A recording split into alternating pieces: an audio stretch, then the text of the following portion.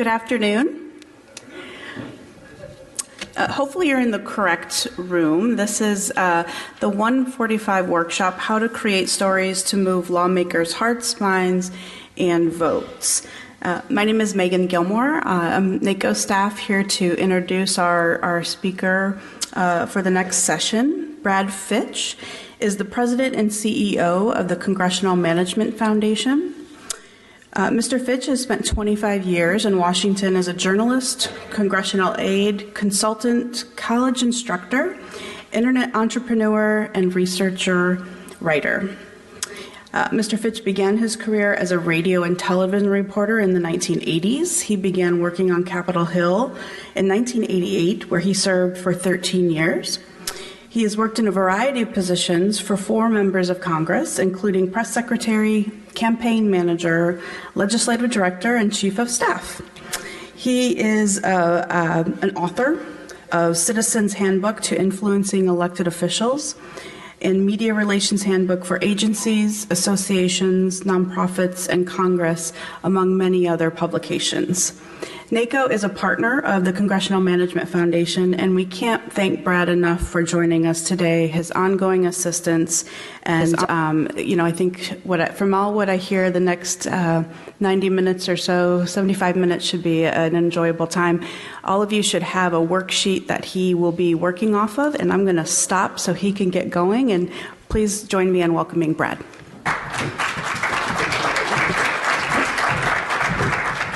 Thank you very much, everyone, and I appreciate you inviting me back here to speak to you.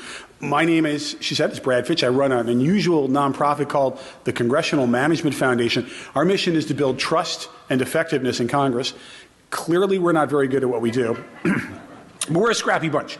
My job here today is to talk to you about storytelling. Now, what's completely unusual about this is I'm talking to a bunch of lawmakers about how to move the hearts, minds, and votes of lawmakers. And so many of you should actually be giving the presentation to me, because I have never myself been a lawmaker. As you've heard, I've been a chief of staff. But I also know, in dealing with the county associations that I dealt with on 13 years, is the level of sophistication and capabilities of individual lawmakers varied widely among the ones we introduced and interacted with my bosses.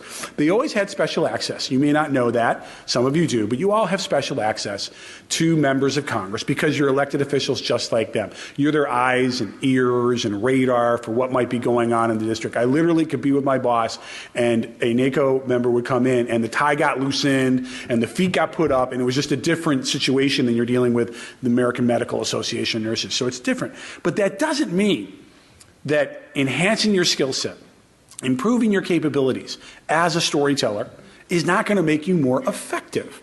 And one of the things I hope you'll learn in the next 60 minutes about storytelling is that this is really an underreported and underachieving area of persuasion. A lot of people think that it's all about facts and figures and numbers. And what we're learning more about the neuroscience of storytelling and the psychology of persuasion is that storytelling actually is more powerful, that emotional information or emotional power is more powerful than rational power. So why storytelling? Well, let me give you a story to bring this out, and you'll see if I tell it a good way. This is a story of an at-risk youth from a blended farm belt family. Suffers a head trauma during an extreme weather event. Undertakes a high-risk journey to a distant urban center, accompanied by 3 homeless adults. Briefly struggles with an opium addiction and pursued by a malevolent person of color and airborne primates. Anybody guess this story? No, because I didn't tell it very well. The importance of telling stories well is the difference between persuading someone and not persuading someone. We like to think of ourselves as rational beings, to look and think things through. And in fact, one neuroscientist, I think, said it perfectly, Dr. Antonio Damasio, who said, "We are not thinking machines. We are feeling machines that think." And that is exactly what we are as human beings. We like to look at a particular situation, and we think about it, and then we analyze what happens, and then we make a decision. That's how we like to think our brains are wired, but that is not, in reality, how human beings work. In reality, what most often happens, we see, we feel, and we decide. And it's this middle part of feeling that is the center of storytelling. Now, I mentioned neuroscience. It even goes beyond just the ability to get people emotional. you can actually have a connection through another person's brain chemistry. Now, what do I mean by that? Well, they did some research using MRI and neuroscience technology a few years ago, and they looked at what chemicals change in your brain when you're telling a story. You get emotional, you get happy, you get sad because you're telling the story. Well, what they found in looking at the audiences of people hearing these stories is that their brains were actually reacting the same way, that if you tell a story very well, you can change the brain chemistry of an audience. The first time this was discovered was really a quite funny story. It happened in a Baltimore laboratory, and they had monkeys hooked up to electrodes, and they were looking at monkey brains. And during a break, they weren't looking for this at this particular time. They were looking at something else. And during a break, one of the technicians went out and got himself a sandwich. And he's during the break, and the monkey still got the things on the head, and he's having a sandwich. And he's noticing that the monkey's brains were reacting as if they were having the sandwich. They were actually seeing him and sharing his enjoyment. That's how powerful storytelling can be. One psychologist said it this way: the more people are transported into the world of the narrative, the more they feel immersed in a story, the more likely they are to change their beliefs, to be more consistent with those expressed in the world of the narrative. I'm going to apologize for the first of many times. I have a small cold here. I sound much worse than I actually am, so please excuse me if I cough and sneeze occasionally. The point here is that storytelling changes minds. Storytelling can get people's attention. New research shows that if you go to somebody, and especially true for people who have strongly held positions, if you go to somebody with a strongly held view, let's say they are pro on this view at a 7, and you give them rational information, data, independent, irrefutable data, that they are wrong. They don't go from a 7 to a 4 and say, oh, I'm wrong, you're right. They go from a 7 to an 8 or a 9, saying, you have challenged my worldview. I am upset and angry with you. That's the power of storytelling, especially with people who you need to turn a no to a yes. I'll give you an anecdote that illustrates this. A few years ago, I was doing some research for my book, Citizen's Handbook, and I decided to interview members of Congress off the record. And I wanted to do that because I wanted to have them credible to the audience. If they were, frankly, on the record, people might just view that they, were saying whatever they wanted their constituents to hear. And I asked a member of Congress, give me a scenario, a situation where you were in a very difficult decision. You couldn't decide one way or the other, perhaps on a co-sponsorship of a piece of legislation. And he said, oh yeah, it was last year. I was torn on whether or not to co-sponsor or not co-sponsor or oppose federal funding for stem cell research. And I was leaning against, and I met this 17-year-old boy, and he said, Congressman, I have juvenile diabetes. It is my hope that this research someday might lead to a cure to me and others like me. And the congressman leaned into me and he said, that meeting just stuck with me. And he researched his position a little more, and he ended up co-sponsoring legislation which would provide federal funding for stem cell research, and he was a pro-life Republican. Now, I'm not saying storytelling can go from a no to a yes, but I'm saying is important, and is especially important in an over-communicated age where people are getting data so often that they don't even have the opportunity to even think about the decisions. And this is especially true for elected officials, as you all know. The amount of information you have to process is incredible. And what's happened? Our attention spans as human beings is actually going down. If you look at the attention span in the 1980s, it might be 22 seconds. As things started getting more complicated and technology started coming more into our world, it dropped down to 12 seconds. In the age of the internet, it's gone down even further because of social media and all the different ways we have to interact. It's now 2.8 seconds. To put this in perspective, we have a 2.8 second attention span in 2016. A goldfish has an attention span of 9 seconds. We have less of an attention span of 9 seconds. So the point is that you have to tell stories. You don't have that option anymore. That storytelling must be part of your advocacy toolkit.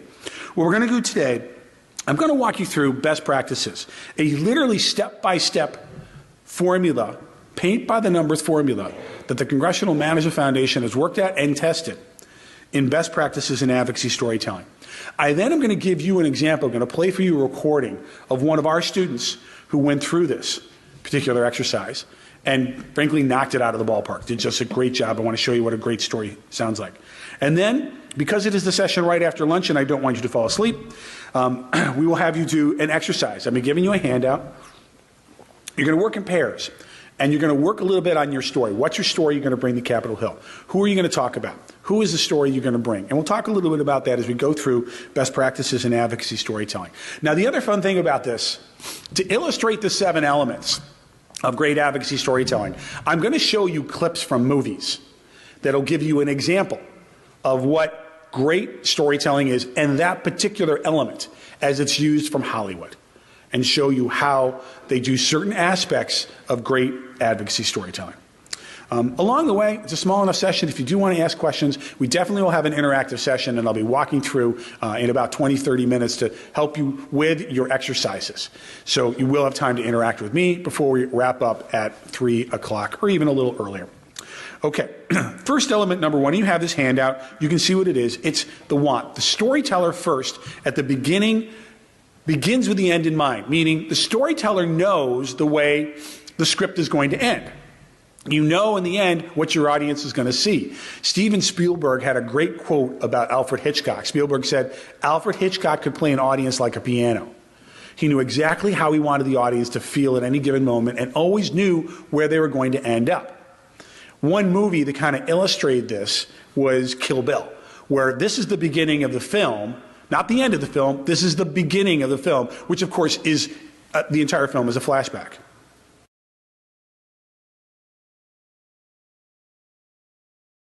Well, that's a cheery way to give off the afternoon, isn't it?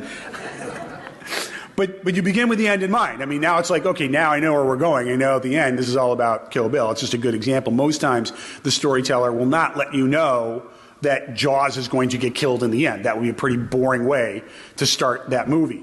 But it does require you as an advocate, which is what you are even as an elected official, to know what the ask is, to know where you're going. The storyteller lays the groundwork and knows exactly what they want. You are walking them through this maze that you know where they're going.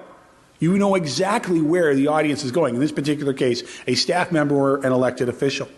And consider various tactics along the way, methods to achieve your goal: flattery, surprise, restraint, emotion. Far too frequently do we see emotion in meetings with elected officials. We're seeing it a lot lately at some town hall meetings, right? But this is rare. This is very rare. I've been dealing with town hall meetings for 30 years in Washington. And the number of times I've seen the level of emotion like this happen at town hall meetings where we're seeing emotion 4 times, maybe 3. Now, it's been twice this month, so I'm a little freaked out about what the future lies ahead. But the point is that it's not usually like that. It's okay to demonstrate that emotion. So, okay, that's the context setting. Begin with the end in mind. Know where you're going. When you're actually beginning to tell your story, you want to set the stage. You want to establish the stakes. You want to be able to communicate to the lawmaker, the elected official, the decision maker, this is what's at stake. The sentence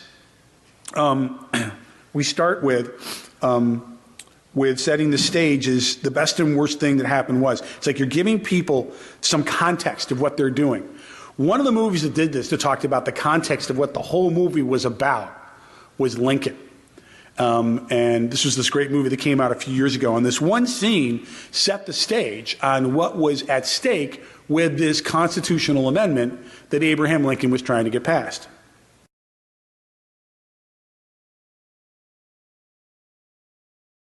The stakes are the fate of human dignity in our hands. Not a big, tall order at all, you know. But that's what Lincoln, that's what the authors, that's what the screenwriter wanted to get across. Is that was the stakes, that established the stakes very, very well. And if you see often in any great advocacy setting, those are the stakes. You're seeing it now in very raw ways at these town hall meetings, where people will come up and they'll tell a story.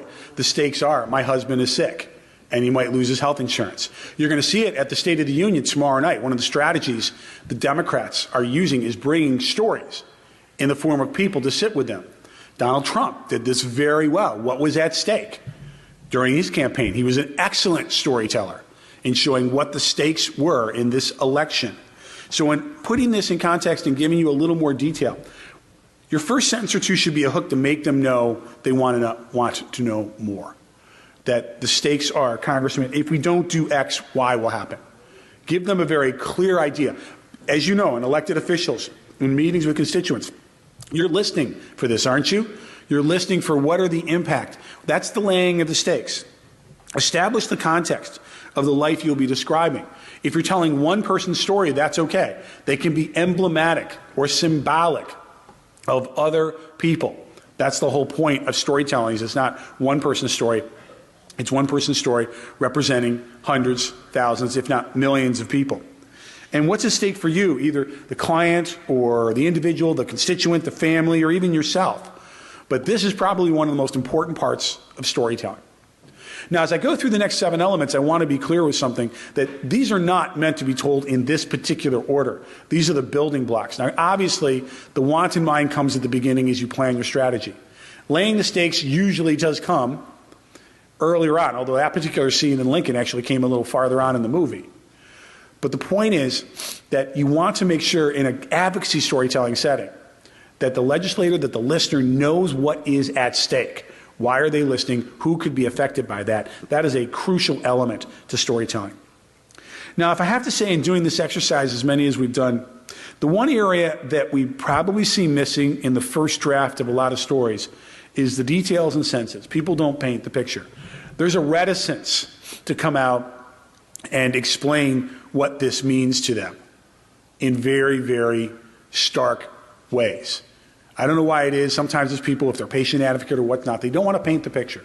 They don't want to get that emotional. But when you do it, it can grab people's attention because it lets them step into that story in a visceral way, in a tangible way that without it, you wouldn't be able to do. Probably one of the best examples I've seen of this was in Apocalypse Now, this great scene when Robert De Niro talks about, in his words, the smell of victory.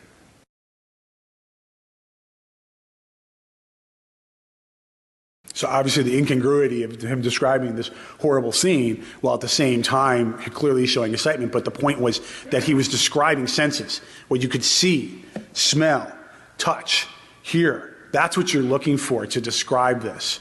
Remember that adjectives are really relevant, that they're very important. And make it real, be practical, specific, graphic. Don't hold anything back. I've seen this often when I talk to medical groups or patient advocacy groups. They hold things back. I was dealing with giving this presentation to the MS Society. Obviously, it was a very emotional setting where they're all telling their stories. And the one gentleman who was telling his story got up, and he was talking to a congressman, and he was describing to the congressman how his hands shaked, and how his hands shake when he was trying to pick up his 4-year-old granddaughter, who asked him, "Bappa, when will your hands stop shaking?" Think about how he painted the scene there, how that one patient painted the scene. It wasn't just him talking about how it affected him. There was another character involved, a granddaughter. So now it's more of a narrative where you can actually see it amazingly happening. So now it's just the congressman's responsibility to that patient, but to that patient's 4-year-old granddaughter. And that one little addition was how he painted the picture. It was just really amazing. He did a very good job. Every great story has a struggle. You have to describe the fight. Now, your fight may be against the bureaucracy, may be against Washington. Again, Donald Trump did this very well in the election campaign. The fight was against China. It was against Wall Street. It was against everybody else. There was a struggle involved. There were victims involved in the Trump campaign, right? It was the forgotten class, the flyover country. And there was a hero involved, right? Donald Trump. So that was his narrative. That was his story. You always want to have that. And members of Congress and congressional staff always want to be part of that struggle. That's why we do this. That's why you do this in some levels, right? Because you want to be part, you want to help people out. Probably one scene that described the struggle in very theatrical terms was Selma. Great film from a few years ago where the character Dr. Martin Luther King is giving this speech before the march.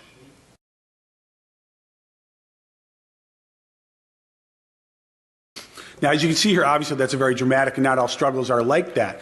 But I assure you, that's what people are looking for. That's what people are actually interested in.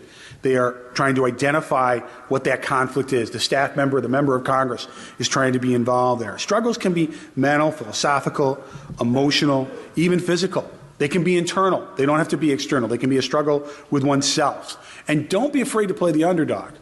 We like the David and Goliath story, and we like to be on the winner, which was David. Every congressional staffer, every member of Congress loves being in that struggle on the side of the underdog. That's a big part of what they do and why they want to be a part of it. The next element, element number 5, that's really great for storytelling is discovery.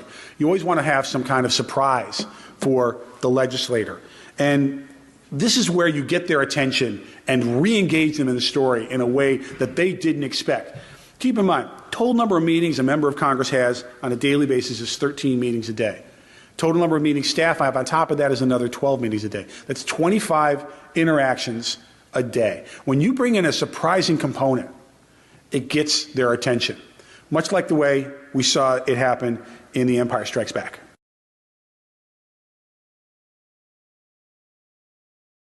I'm sorry, I forgot to say spoiler alert. I hope everybody's seen that film.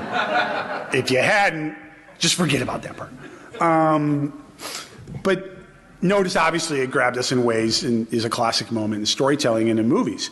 It waited until it had the most impact. It balanced the past and the present, putting Luke's life in context in an instant, right? Just right then. It changed how you looked at Luke Skywalker instantly. And you learned something, and you learned about the impact life would have on others. I saw this done. I was in Nashville doing a training for the NACo Foundation, and we were doing the storytelling exercise, and I had an example. I had a guy come up there that was telling about a story of an Afghan war vet who was having significantly difficulties readjusting to society. He was living out of his car, and he had to apply for food stamps and for financial assistance, and he was a very proud man. He was in the military, and he was very, very proud. His name was Mike. And this guy was talking about Mike's story and how he came in, his hands almost shaking as he filled out the form. And then Mike told him, I have a son. Suddenly Mike's picture, Mike as a character, was different for us as listeners. That it wasn't just one guy sleeping in the back of his car with his son, feeling proud and saddened and humiliated he couldn't provide for his child. So that kind of context captures people's attention in ways that, frankly, spreadsheets just can't do. Another element that I think is really important for storytelling is what we call the we can win moment. Introduce the potential for success and joy. The idea here is that you want to give the lawmaker, the elected official, the decision maker, the opportunity to say, I can be part of a victory. We can do this. We have the opportunity to. You finish those sentences. And you get people involved. The idea that they can be part of something greater. It's more than the struggle. The struggle is the fight. This is the chance to win, especially when you're an underdog. And that was probably most epitomized by the great film classic, Animal House, which I know for all of us in this room pulls a very special point. Unfortunately, I saw this when I was a senior in high school and thought this was a documentary about college life. Didn't serve me very well in college. But remember that classic scene at the end where Bluto is, giving his speech on the we can win moment.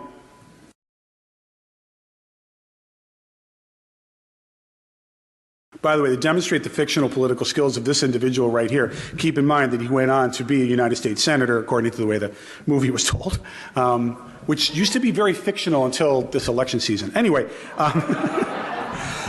sorry, I had to get that in. But it's the we can win moment. And we can win means success is defined by when the hero or heroine wins. Comfort and joy is when the audience participates. Now, you want nothing more than to run that marathon, get 23 miles, and in the last mile, have a United States Senator grab the baton and be with you at the finish line, right? Doesn't matter that they got 23 miles because you're not going to get to that 24th mile on the finish line without him or her help. That's an important element of this, is to recognize that they want to be part of that victory. They want to be part of that bill signing moment. That's what they live for. That's why they make the sacrifices. And then I learned as we were building this exercise with some experts in monologue and screenwriting, as we were building this about 3 or 4 years ago, I learned a term, Hollywood term, I never knew. It's called the button. The button is the last line in a film. It's the hook. It's the one to stick with you, that just is like the punctuation mark at the end of the film. Probably best epitomized in one of my favorite films,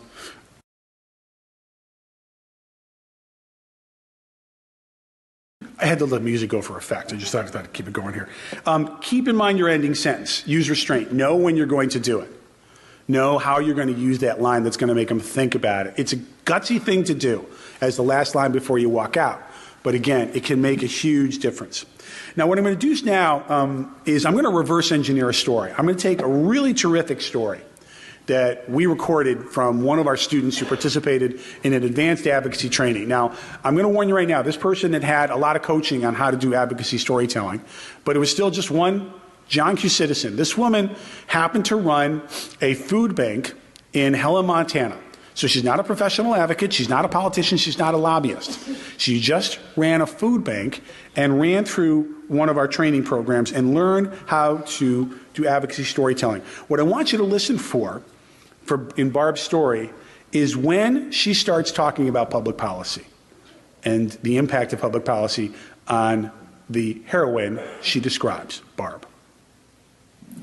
I was recently at Helena Food Share, which is the local food pantry in Helena, talking with the folks who are coming in for food assistance. Everyone that I spoke to that day had stories that would touch your heart, but there is one woman in particular whose story needs to be shared. Barb is 70 years old. She lives alone with just her cat after losing her husband a couple of years ago. She lives on just over $800 a month in Social Security, which is her only income. And despite all of her efforts to make it stretch throughout the month, it just simply isn't enough to go around. As a result, Barb is commonly unable to afford to fill her prescriptions, and so she just goes without them whenever she can. Barb picks up food at Helena Food Share every other month, and she's been coming to the pantry for just over a year. She was very clearly humbled to be picking up food at the pantry, but she just truly had no other choice. She is so thankful for the pantry. She shared that she would love to be able to donate and to give back to Helena Food Share if she's ever in the position to do so.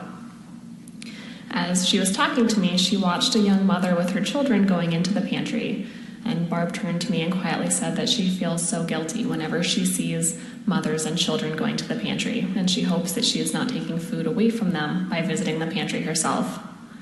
Barb does receive SNAP benefits, but qualifies for just $22 a month. And yet she doesn't know what she would do without it. That $22 makes a big difference in the amount and the quality of food that she's able to eat. But it is clearly not sufficient. Barb typically eats just one meal a day and drinks water in between to feel full. She says that she and her cat will often walk to the fridge to see if there's anything to eat. And they'll open it up, and very commonly it's empty. So she'll turn to her cat and say, well, I guess it's water again. And sadly, Barb is far from alone in her situation. Thousands of Montana seniors are skipping meals, choosing between food and medication, and not getting the nutrition that they need to stay healthy. The emergency food system is doing its part, but we need a strong social safety net to do more. Congress has the opportunity to strengthen the SNAP program and the upcoming Farm Bill to make the program more effective for seniors like Barb. We cannot turn our backs on the seniors across our state who have worked their whole lives and never thought they would be in the situation that they are now.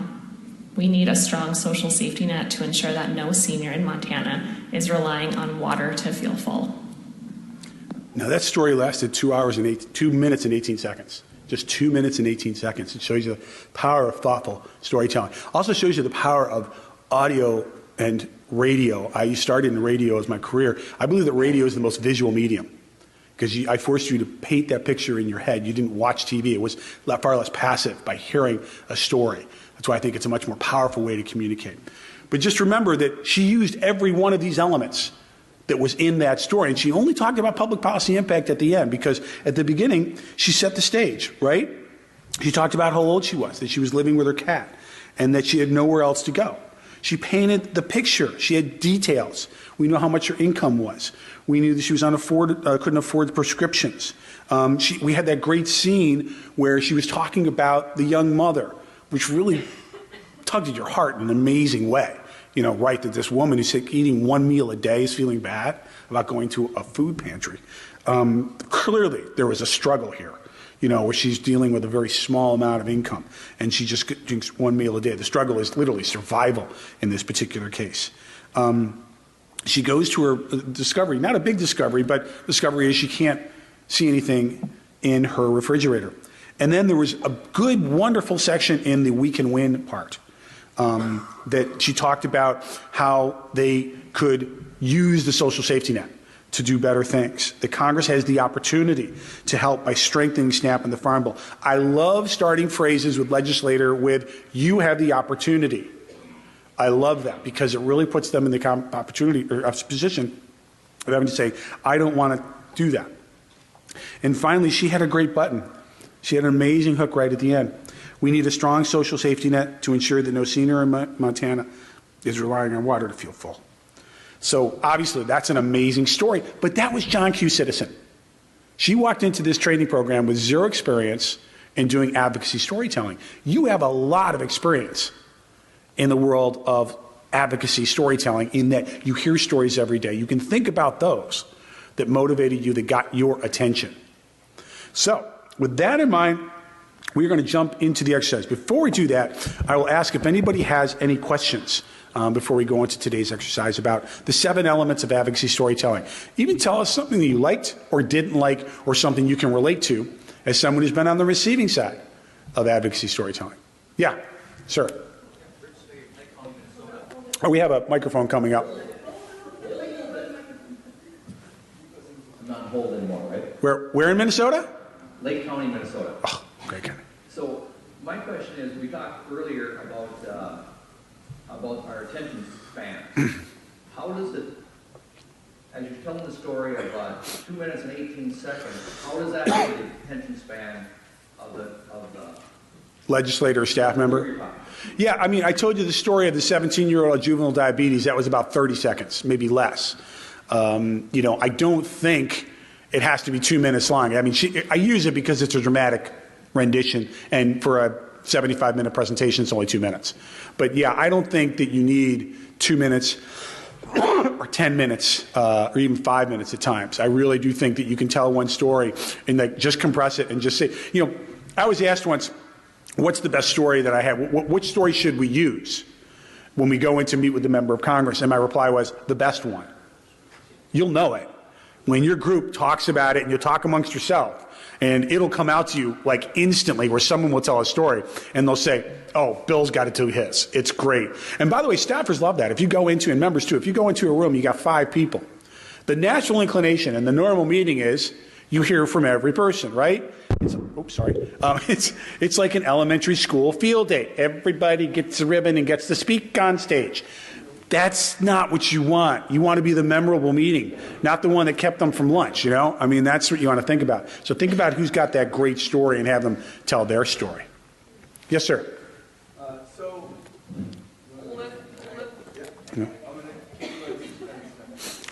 So, you know, not every story is about a person who's starving or, you know, a homeless person or something really emotional. It could be, you know, you're going to the legislature and you want them to increase the fuel tax so you can repair the roads. It doesn't mean that, you know, people aren't able to get out of their homes or whatever. So just talk a little bit about weaving this technique into stories that maybe are not quite as emotional but are important nevertheless. I saw a great storytelling exercise done by the National Cable Television Association.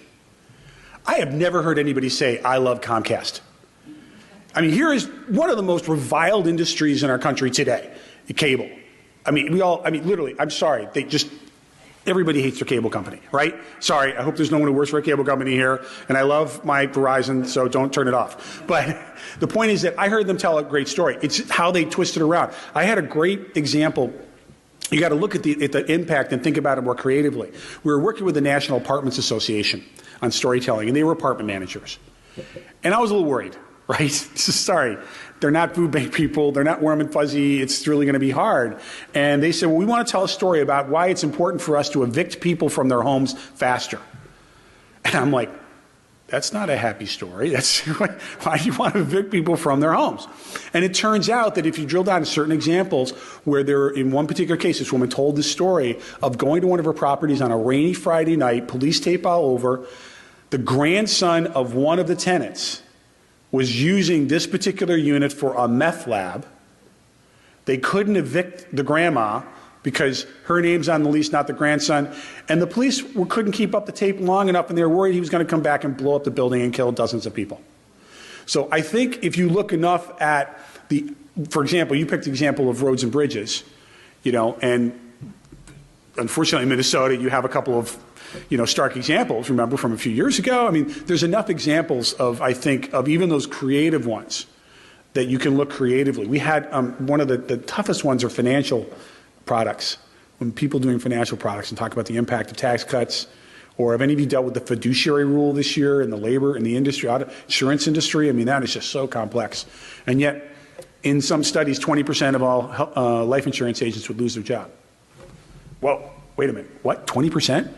And it has to be a person's story. I was working with, I won't say which industry, but they were dealing with the estate tax or the death tax. And one individual said, well, this costs my industry $1.23 billion a year. I said, what the heck is that? I don't even know how many zeros that is. I said, tell me what it affected you. How did it affect you? I'll tell you how it affected me. I just wrote out a check for my accountant for $75,000. Okay, shit, I get that, man. That's a big check. I've never had to write a check like that, and that would really tick me off, too, if I had to write a $75,000 check. That story took me 10 seconds to get that guy's, but you got to get down to that level of really telling it so that it's a personal impact, that I can understand it. Because otherwise, if you do this macro stuff, they'll get it and they'll look at it and they might understand it in comparison to other stuff. But big numbers are so, A, confusing, and B, deceptive. That's the problem, is people put that in perspective and they lose perspective. All right, this is the way the exercise is going to work. You have a piece of paper in front of you which should say worksheet exercise. I want you to team up with the person next to you. If you don't have a person right next to you, go in threes. And here, you're going to do it twice.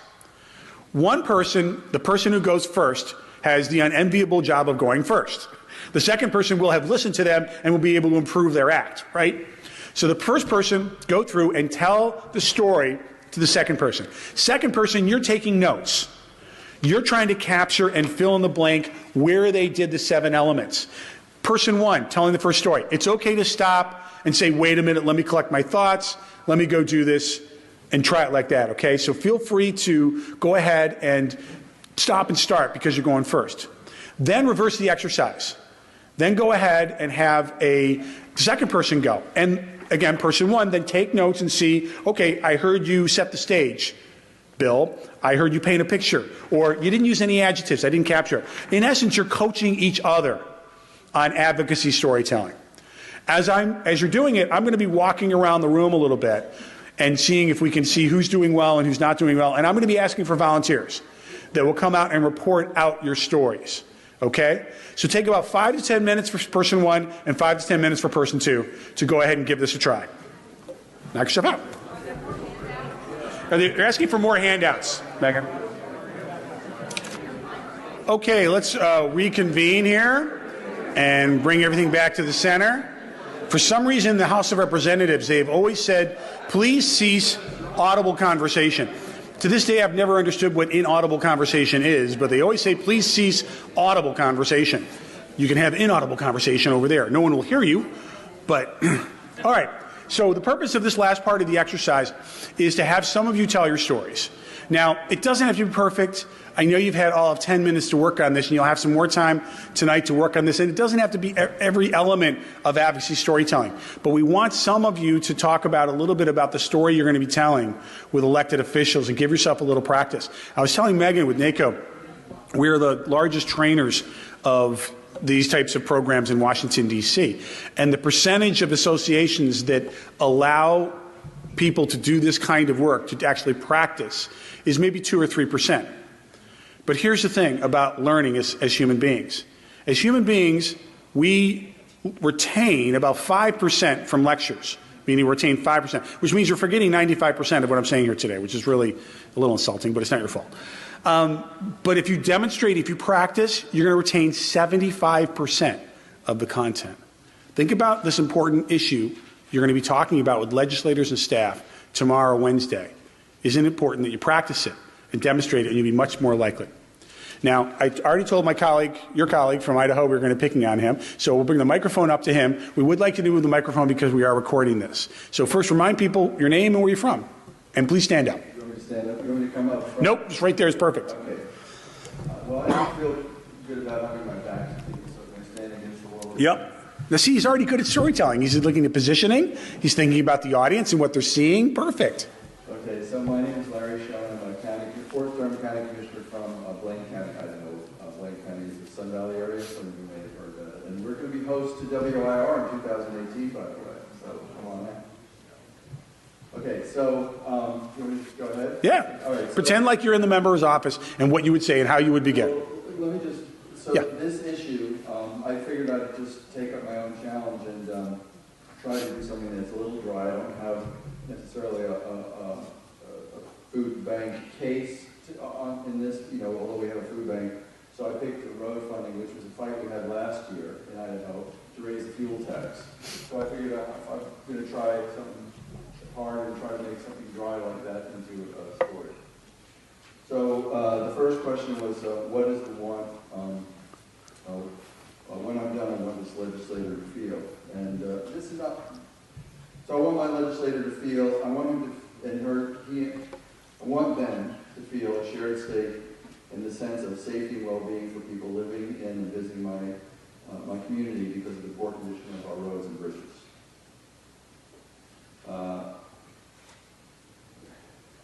Do you want me to deliver this as if I'm giving testimony? I think that'd be best if you just tell the story just as if you're telling a story. Don't go through the elements. Just tell a story. Pretend you got a congressman sitting in front of you and say, Congressman, let me tell you our story. Okay. Well, that's a little hard, right? I know. Sorry. So, ladies and gentlemen of the committee, I know my time is brief. I want to ensure that you understand that you too have a stake in the sense of safety and well-being that the people of my community have in the safety of their roads and bridges. They are calling us all the time now with real concerns. As you also know, our county is an economic driver for our region. We depend on tourism, and it's the same for people who come to visit us. We're a showcase for Idaho, and when people come to Blaine County and they see the condition of our roads and bridges in their current state, it's not a good impression. As well, their safety is at risk. Our funding comes from the state, as you know, from the fuels tax. It's not been adjusted for inflation or the increase in costs since 1993. Meanwhile, our county has grown tremendously. At one time, we were the top 10 fast-growing counties in the nation. You've increased the weight of trucks that travel on our county roads. Our older bridges are failing. Our older culverts are failing. We've had to close some bridges or rebuild them on an emergency basis, and our reserves are depleted. People's lives and livelihoods are at risk. One rancher has to drive his sheep miles out of the way to go from one grazing allotment back to his home place. We have residents who feel frustrated with the crumbling road shoulders. The floods of 2006 and 2008 undermined several bridges, and we have whole neighborhoods that are at risk. In other words, if I can think of one bridge which is in very poor condition, which if it fails, the only bridge, the only access that people have to their neighborhood. In a heavy winter like this one, we're struggling with how to allocate our resources. Do we put more into snow plowing just to keep the roads open today? Or do we ignore that because of the plan with the repairs to our roads and bridges that we have planned for the upcoming season? We've learned that for us and for many counties, this is a false choice. We must do both. The fuel tax increase we're seeking is not out of line. This increase has been deferred for nearly 25 years. It won't solve our problem, but it will help us to catch up and give us an answer to our many constituents who are calling us, who, let me remind you, also are your constituents. If you give us the tools, we'll do the job. Great job. Hey, by the way, with the button, if you give us the tools, that was really good. That was excellent. Let's look at some of the other things. What's at stake? Safety, tourism.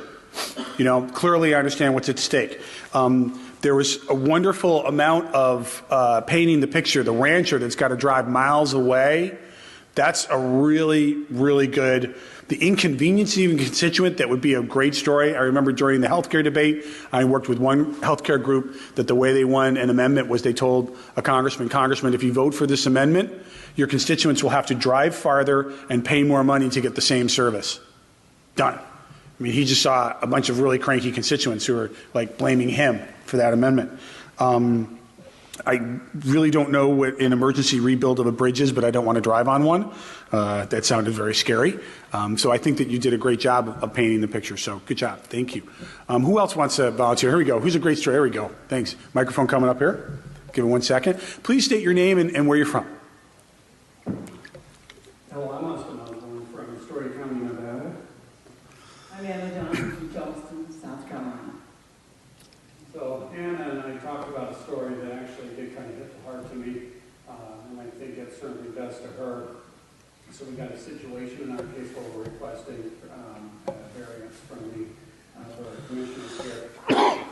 Since 1863 and the Emancipation Proclamation, there have been thousands of families in our area that have taken over properties. Properties were at will or deeded to these folks. And since the 1860s, generation after generation have lived on this property and farming. You know how things are back then. The deeds weren't done properly. Some of the paperwork wasn't completed properly. And what is happening in our community now is some folks are, their kids are taking over properties. And these are kids of kids of kids. They don't live in the area. They don't even know the land sometimes what they own. And they're selling it off. And there isn't the proper documentation for these folks to come back and get their properties. So we have John here. John is about 23 years old now. He did 2 tours in Afghanistan.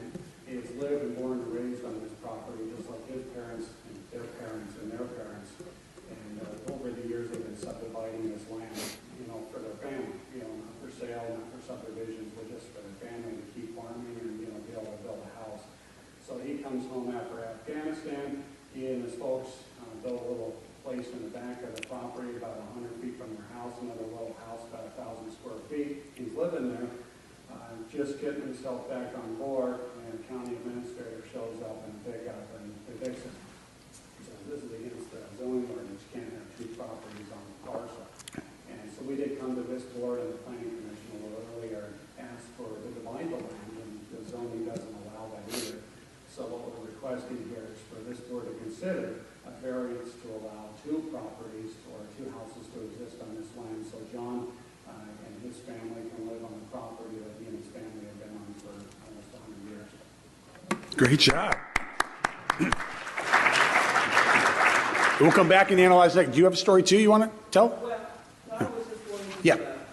just to add on to that, I think it's such a disadvantage for our council to sometimes not want to accommodate family or property owners who have these situations and have been paying taxes for such a long time, and now when they want to add another family member who have, especially if we had people who gone on and served our country and come back home and they want to stay with their families, and now because of our zoning laws, we are not willing to bend those laws a little bit to allow this person to come and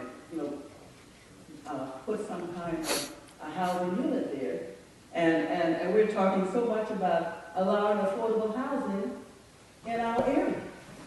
Here is someone who may have the opportunity to build something onto the house or extend, put a new house and don't have to pay for land. So I just wanted to emphasize, I think this is something that a lot of people probably are experiencing in the county. Thank you. Now,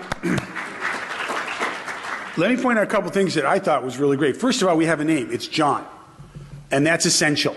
If you have to make up a name, make up a name. Just say, I'm going to talk about John. John's not his real name, but for purposes of privacy, we're going to call him John, right? I mean, you don't have to have a real name. You could do a composite. The only other thing I would add is, where does John live if he gets evicted?